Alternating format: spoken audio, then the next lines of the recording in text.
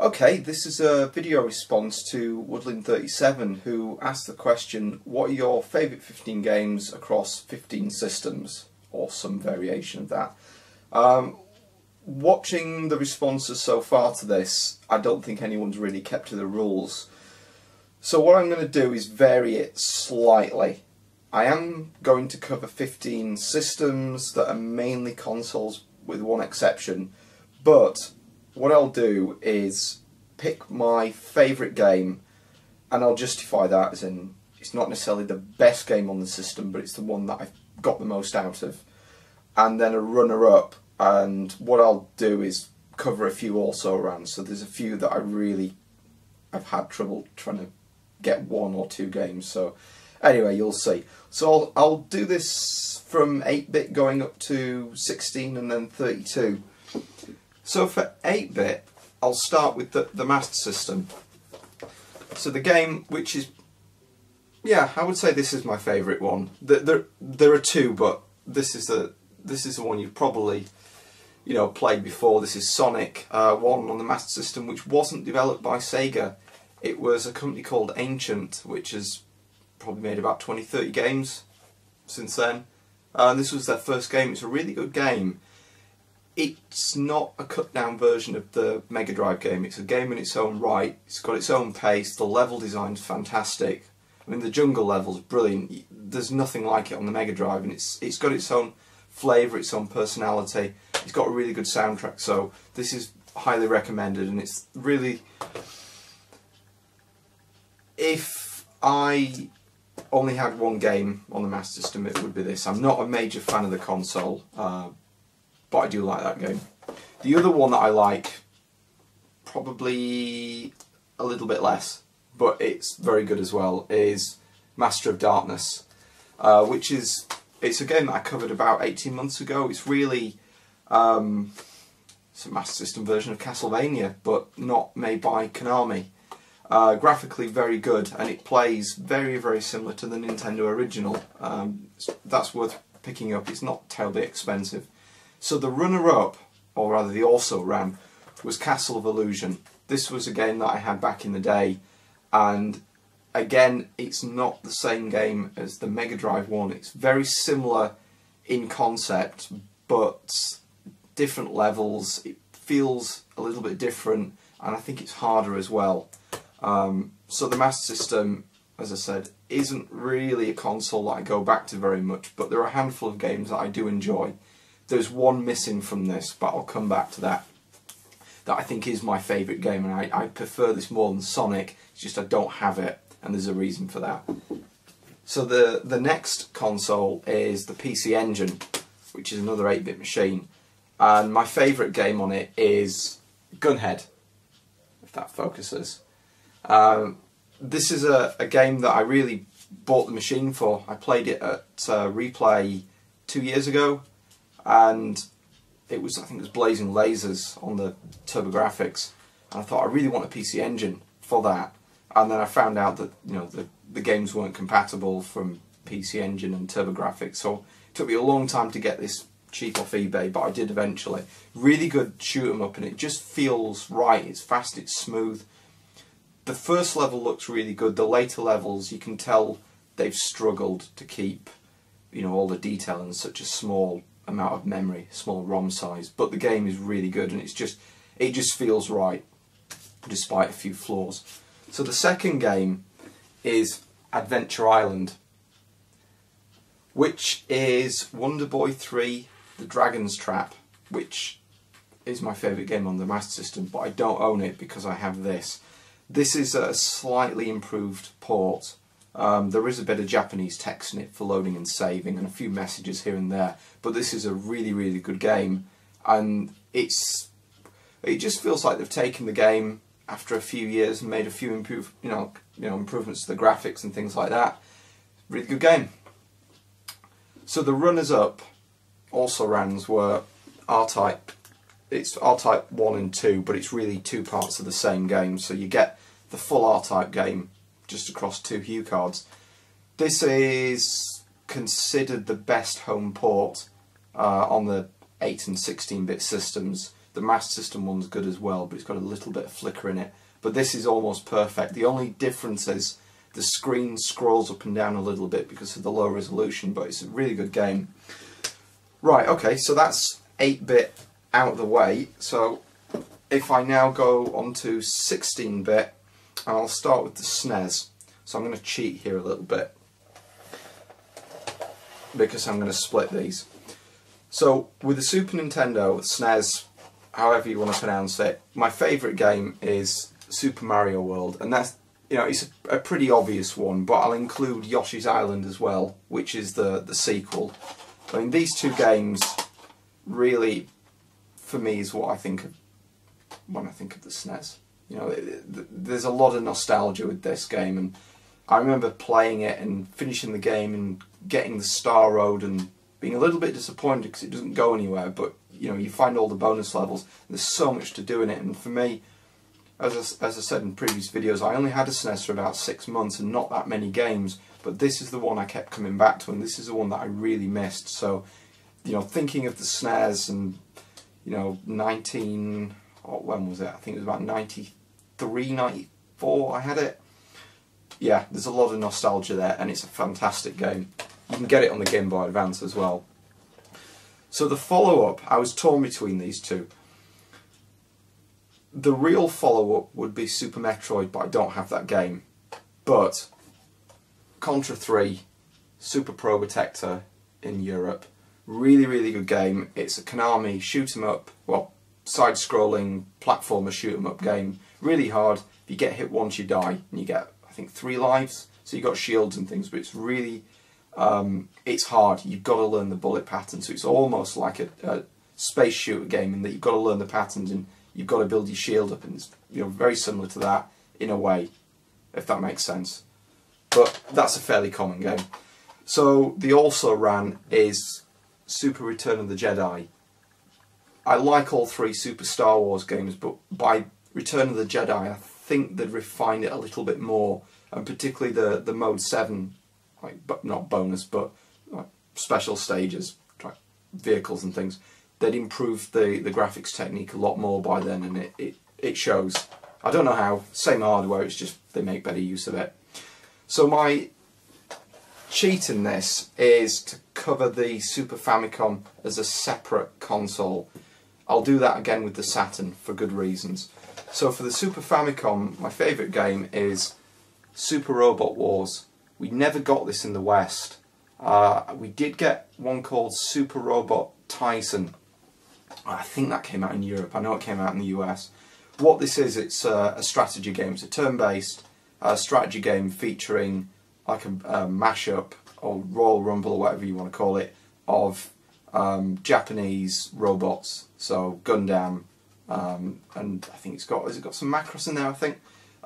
Mazin Wars, and you know, a few games like a few anime series like that. So if you can read a little bit of Japanese just to be able to navigate the menus, or you've got a translation for it, it's possible to play the game with only learning about 10 phrases or 10 commands. But it's really a rewarding game, and this was an unexpected surprise. I've never played any of these games before, and I played this one about 6 months ago. And I got it really cheap, and since then I bought a whole bunch of them because the menu commands are pretty much the same. So if you learn the Japanese for one, you could play anything, as long as it's vaguely similar. Waffling. Right, Darius Twin, so another shoot 'em up. I don't think this is as good as the first one. Out of all of them, I prefer Darius Plus on the PC Engine, which I didn't cover. The Mega Drive game's good, but Darius Twin is, I don't know, it feels a little bit different, and it's really fast, particularly for a SNES game, because you get a lot of slowdown, but that plays really well. So the last 2 are the same series, so I'll class it as one game, like I did with Super Mario World. So this is Shitoko Battle 94 and Shitoko Battle 2. I think I covered the second game. This is Tokyo Highway Challenge, as it was known in the West on the Dreamcast, but it's the original games, you know, Mode 7 style. They play quite differently than you'd think a Mode 7 game would. The handling's a lot more advanced, than something like Mario Kart or F-Zero, and it's really quite a rewarding game. The two games are a little bit different. 94 is more arcadey, whereas the second one is more of a career mode. So, what I'll do, I'll not go onto the Mega Drive because of continuation. So if that makes sense. So I'll go onto the Amiga. So my favourite game on the Amiga is Turrican, the first game, and the second one, which is really just more of the same. But I think the first game has slightly better levels on it. The music, yeah, the music wasn't quite as good, but the level design was better, and that's why I prefer it. So the second game is Lemmings. I think everyone knows what Lemmings is. This is the CD32 version, which also works on the CD-TV. Remember those? I think I only saw one of those once. Yeah, Lemmings, not much to say about that other than it's great even now. And the last one is the runner-up, which is Lotus Trilogy, which is a real cheat because I can include all three games, but my favourite one's the second game. The first one, having the garage under the track bugged me, and the third game I think lost its focus a little bit, but the second game's really good, so that's my also ran. Right, so Mega Drive. And the problem here is choosing what to say is my favourite game, and I was quite disciplined until this point, and I thought, no, I can't just pick one game, I have to have two and a runner-up, mainly because of the Mega Drive. So my favourite game, oh, this is difficult. I'll go with this one. Castle of Illusion. This is a really, really good early Mega Drive platformer. So it's pre-Sonic, because after Sonic, graphically the game's got a lot better and Sonic really made an impact. But that's not my favourite game, it's this. It's Castle of Illusion. The gameplay is perfect, and I don't think that any Disney game has managed to recapture this afterwards. Maybe some of the Capcom games on the SNES, they're really good, but World of Illusion, Mickey Mania, they never quite captured it again. So the other one is Strider, which has got really nice artwork, so these are both Japanese copies. Support the arcade game, platformer, but you don't have weapons, well, you don't have guns, you've got like a big sword, laser sword. And you can collect power-ups and make it more powerful, and it just, I know, it's just compelling. I didn't like this as a kid, and a friend of mine had it and I wasn't that keen, and I went back to it years later and really enjoyed it. So there's not much to say about Strider because it's it's quite a well-known game. So the also-rans, and there's quite a lot on the Mega Drive, are PGA Golf, the first one, fantastic game. I'm not really a fan of sports games, as I've said, but I really enjoy that. Flashback. It's a good job there's a password saving this. The levels really take a lot of thought. It's almost like another world. It's just a bit more refined, and I think the story's better on it. Castlevania, the new generation, which I think is called Bloodlines in the US. So this is the first Castlevania to come out on the Sega machine. Really, really good game. I'll have to do a video on that. Thunder Force 3. This would be my third favourite game on the Mega Drive. It's a Japanese shoot 'em up. We got the second game and the fourth game, but we didn't get the third one. And this is the best one. I think it just feels more manic. Graphically it's not as good as the fourth one, but it just feels better. So the last one is Virtual Racing, which, as I've said on previous videos, I prefer this one because it just feels a lot faster. There's a lot more of a sensation of speed, whereas the Saturn one just doesn't have that. And the 32X one is very good. It looks a lot better than this, but it isn't quite as fast. So for that reason, the Mega Drive one kind of gets the preference. But I'm not comparing them. Right, now onto the 32X. So you can probably guess what my favourite game on the 32X is, which is Virtual Racing Deluxe. It's probably worth getting the machine just for this game. There are a few games from Sega that were arcade Model 1 games. So there's this, there's the second game which I'll pick, which is Star Wars Arcade, and there's Virtua Fighter. I do like Virtua Fighter, but I'm not going to include it on this because I think the sequels were a lot better. But it is a good game and it's worth getting it for that. But Star Wars Arcade, it's really quite a varied game for the 32X. So the last one is the runner-up. I keep calling it runner-up, it's the also ran, isn't it? That's the runner-up. Is Knuckles Chaotix. Now this game is considered, I mean now it's really expensive. I got this for like $17.99 from was it a Game Station years ago. It's a good game for the 32X, but I think it's the weakest of the 16-bit Sonic games, if you classify it as a Sonic game. They tried to do something different, there's a lot more colour in it, but I find the levels, the way they're laid out tends to repeat quite a lot, and this having two characters can get irritating, but once you get into the game it becomes a lot of fun. So yeah, this is, if you can get hold of this at a reasonable price, it is a good game. It's just a shame it didn't come out on any of the collections, which is madness. Oh, I've missed one. I've broken my consistency. There was a reason I was going to go with the Mega Drive before the 32X. So there's the Mega CD. So the Mega Drive has had a lot of exposure here.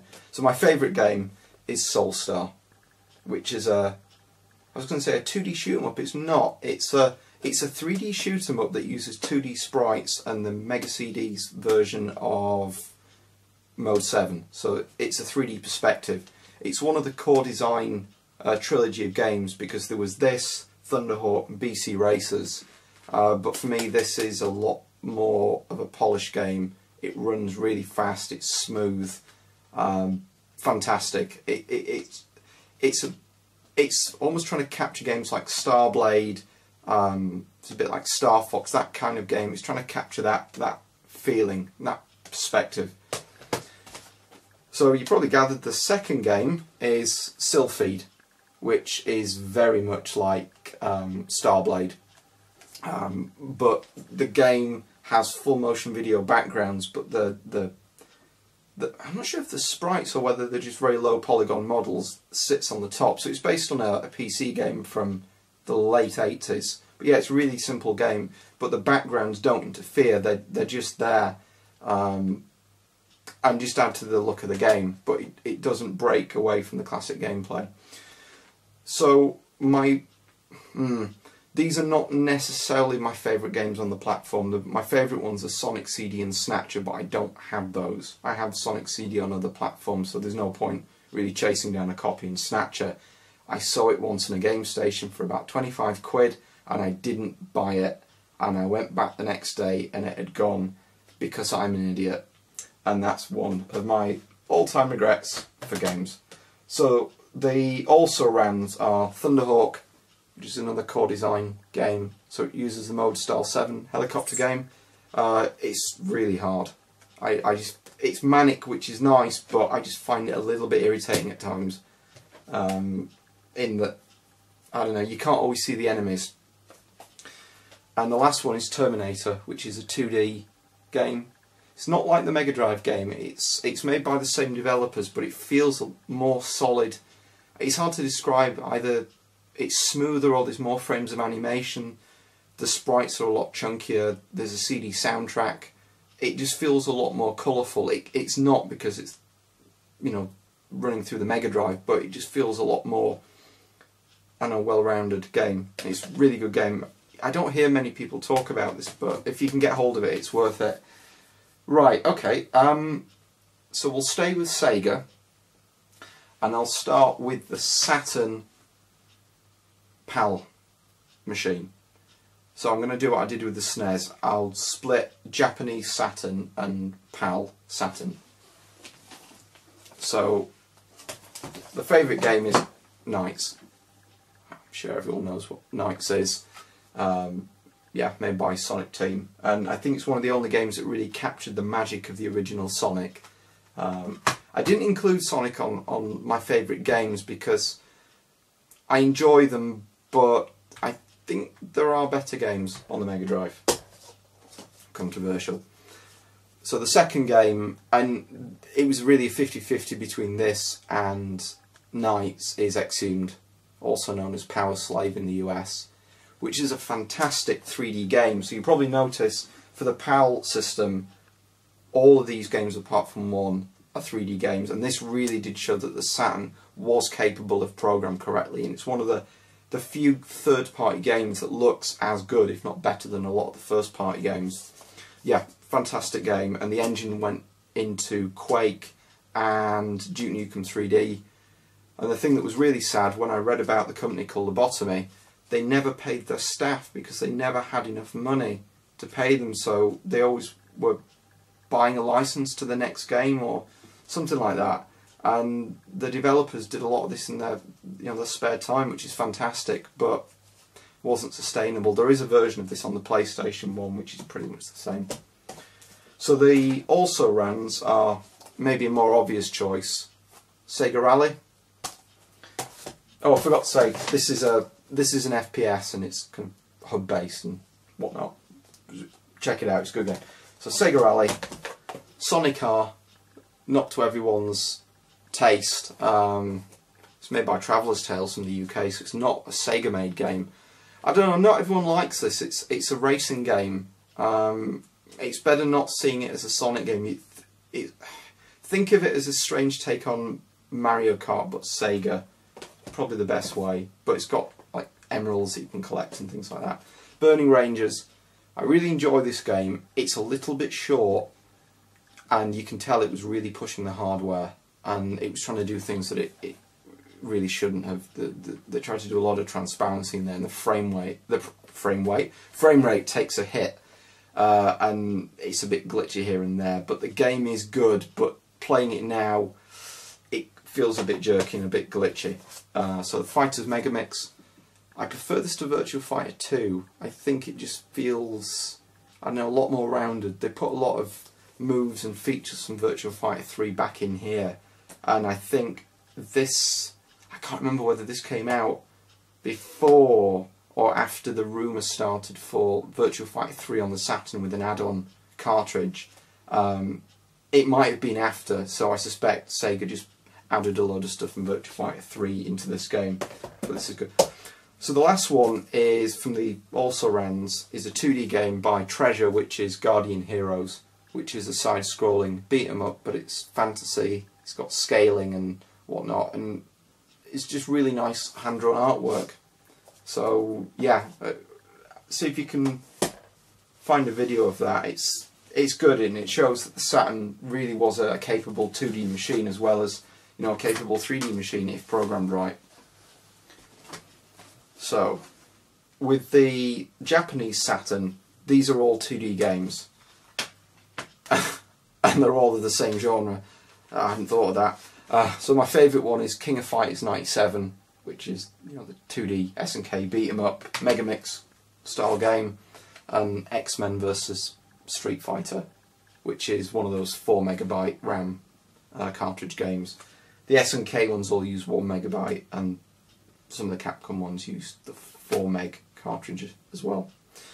But yeah, that's a precursor to Marvel vs. Capcom 2, which I think was a really good game. But there was this, Marvel Superheroes, X-Men Children of the Atom, which came out in the UK, and Marvel Superheroes vs. Street Fighter, which I don't have. But those series of games really took Street Fighter in a different direction.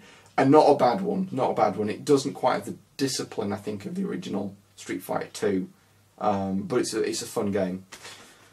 So the also-ran is Real Bout Fatal Fury Special. This is the second one in that series. There is Real Bout Fatal Fury, which is not meant to be as good. I haven't played that one, but this feels more like Fatal Fury. I wasn't a fan of the first 3 games, and I don't really like the third one on the Saturn, but this feels like it's got the refinements of King of Fighters, but isn't King of Fighters, if that makes sense. Right, Jaguar, which is a 32-bit machine, despite what the marketing says. So, this, well, maybe not an obvious choice, Alien vs Predator, This is one of the first games I got for the machine, and this is fantastic. It's like Wolfenstein, but the floors and ceilings are texture mapped, and everything's photorealistic, and in the textures, and digitised sprites for the aliens and the predators and the marines. Now it looks a bit dated, but I think when it came out there was nothing really like it, and I think if this had have had the ability to have floors on different heights like Doom, this would have looked so good, but just a limitation of the system. But you probably notice I'm not including Doom because I think there are better versions of that, namely the PC one, obviously. But then again, the Jaguar was a lot cheaper at the time.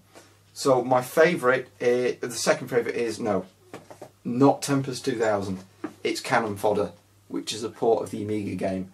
This is the game that I've played the most on the system, so I'm not necessarily including games that are naming games that are well known or technically the best. They're the ones that I've enjoyed playing the most, and Cannon Fodder, I've really enjoyed it. I got up to the last level and I just could not beat it. It's a really good port. I don't know if it's improved over the Amiga one, but even with a joypad it's still fantastic. So the also ran is Tempest 2000.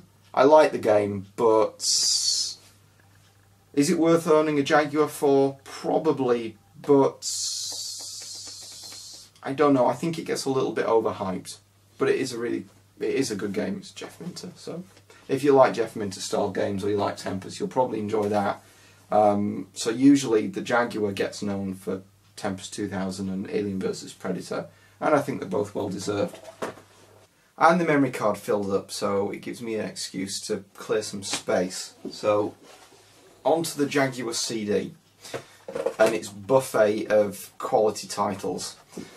So I would say way above the rest is Hover Strike Unconquered Lands, which is an upgraded version of the cartridge game, and this one is a lot better. The frame rate's a lot better, and it uses bilinear filtering for the textures, which is surprising really, because the cartridge game doesn't do that, but there's no extra hardware in the CD unit other than the CD drive and a Cinepack decompressor. So I don't know whether it's just the developers had a bit more time and did it all in software, but it's a good game. It uses light sourcing, so technically it's impressive. It's probably the most impressive game on the Jaguar, but the gameplay is good as well. I think if you like the early 3DO style 3D games that are really just some kind of landscape and some vague missions here and there, that's not really selling it well. If you like those kind of games, you'll like this. And the other one is Battlemorph, which is the sequel to Cybermorph, which does have that annoying android that says, "Where did you learn to fly?" But she says something else in this and I can't remember what she says, but she doesn't say it as much. I did a video on this and Hover Striker about 2 years ago, and I enjoyed it. There's a lot more refinement in this, whereas I think Cybermorph feels a little bit like a tech demo. The distancing is better, but it's still not perfect. But if you've got a Jaguar CD, this is worth getting. I got this from Telegames years ago, but I think you can get a lot of these games for about £5 now on eBay, because hardly anyone's got the hardware, because it's not really worth getting one unless you see one cheap. So the last 32-bit machine is the Dreamcast, because it's got a 32-bit CPU in it. So my favourite game, this is a difficult one, is Metropolis Street Racer. This is the prequel to what became the Project Gotham series. It's made by the same company, Traveller's Tales again, that did... Sorry, not Traveller's Tales, I'm thinking of Sonic R. Bizarre Creations, I think they were from Liverpool. And it's got a city that looks like a city. And this was before, I think it was before Grand Theft Auto 3 and games like The Getaway. And it was one of the first Dreamcast games that really looked significantly better than the N64 and the PlayStation 1. I mean, Sonic Adventure and games like that did look better, but this really was getting towards, you know, PlayStation 2 graphics, or what PlayStation 2 would become. The handling's really good. The physics models are good. You've got real cars. You've got tracks in London, San Francisco, and Tokyo, and the game just feels really consistent. And I prefer this to the Project Gotham games. The first Xbox game was really a refinement of this, but they changed the handling on it, and this feels better. It just feels it's a mature racing game, if that makes sense. So not like waffling. It's not like Gran Turismo. It's an arcade-style street racing game that feels mature, if that makes sense, which it probably doesn't. So Shenmue 1 and 2, I'll group these together. Really good. How to put it? It's not quite a role-play game. It's an adventure game that's got some elements from the point-and-click games of the 90s, 3D, and it's got, I mean, graphically it's probably the best looking game on the Dreamcast, particularly the sequel. Just the amount of detail they've got in there. Really good game, and the storyline's fantastic. The game was meant to be released in a number of chapters, and it was originally developed on the Saturn, but the first game feels like they started with the beginning of the second one and worked backwards and padded it out, and it feels a little bit padded, but there's a lot of detail in the town that you're in. I suppose, yeah, there's a town and then you get the bus to the other part, but yeah, it's one town really. On Shenmue 2 you're in Hong Kong, and the world is bigger, but I think because it's so big there's not as much detail as in the first game. You can't interact with as much, but the storyline on this I think was better. It just feels a more accomplished game, but both of them are fantastic, and you can get the second game on the Xbox with a disc that's like a movie of the first game, so it's worth getting hold of that if you can. So the also-rans are Headhunter, which was a European only release, and that got released eventually on the PS2 with a sequel. I haven't played the sequel. I think that came out on the Xbox as well. This one's difficult to describe. It's a little bit like Metal Gear Solid, but it has got some elements that are a little bit reminiscent of Resident Evil. But when you're driving between buildings, you've got an open world, so it's like Grand Theft Auto or Crazy Taxi. It's a mixture of genres, and there was a lot of hype, around it at the time, and I enjoyed the game, but I don't really hear much of it now. Don't know, maybe it's a forgotten classic in the truest sense. And the last game here is Marvel vs. Capcom 2. This was a difficult one to choose because there's Street Fighter 3, the two variants of that. There's Street Fighter Alpha 3, Marvel vs. Capcom, Marvel vs. Capcom 2, and probably some others that I've forgotten. But this is the one that I enjoyed the most.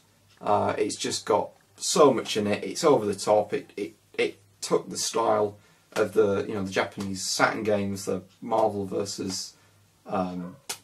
Street Fighter, or the X-Men Street Fighter, the prequel, and it really took that as far as it could go. And this got ported to PS2, the Xbox, the GameCube, and I think there's a third game out now, which I think uses the Street Fighter 4 engine. I haven't played that. I would say I don't think there is a game that uses the Street Fighter 4 engine.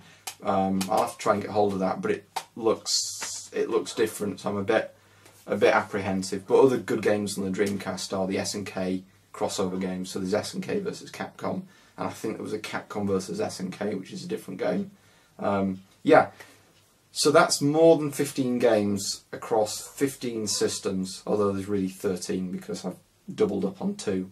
So hopefully you've seen something here that maybe you haven't encountered before, and a few good games from yesteryear that really could do with a bit more exposure. I knew there was something wrong. I missed a machine off when I was putting the games away, and it's a PlayStation 1.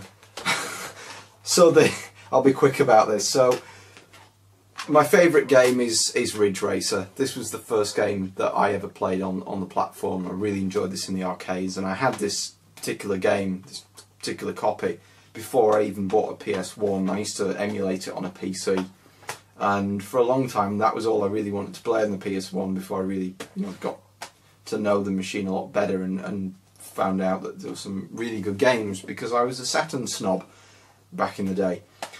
So the second favourite game is Grandia. This was a game which was hyped so much by the official Saturn magazine. This was originally a Saturn game, and it never came out in the UK, it never came out in the West. It was a Japanese only RPG game, and eventually it got converted over to the PS1 with an English translation. This is a fantastic game. It's one of the last old school kind of... It feels like a SNES RPG, but it's in 3D, if that makes sense. So it's got 3D backgrounds but 2D sprites that all can stand up straight. And yeah, this is a really good game. So the other kind of also-rans are Resident Evil, which doesn't need much introduction. It's a fantastic game on any platform. And this was a difficult one, so I had to pick another game, and it was Colin McRae 2.